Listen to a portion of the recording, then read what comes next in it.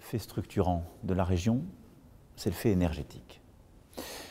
La Méditerranée est en train de redevenir une route des transits, et en particulier des transits énergétiques.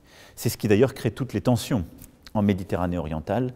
Ce sont les routes ou les forages du pétrole et du gaz. On le voit aussi dans cette guerre en quelque sorte juridique des reconnaissances réciproques, de la délimitation des souverainetés ou des zones économiques exclusives. On voit toute la tension que la Turquie nourrit, en plus de tout le reste, dans la région à cet égard. On ne peut plus laisser ces pays exploiter cette énergie sans considérer que la Méditerranée ne peut pas devenir maintenant le théâtre des pipelines ou des extracteurs.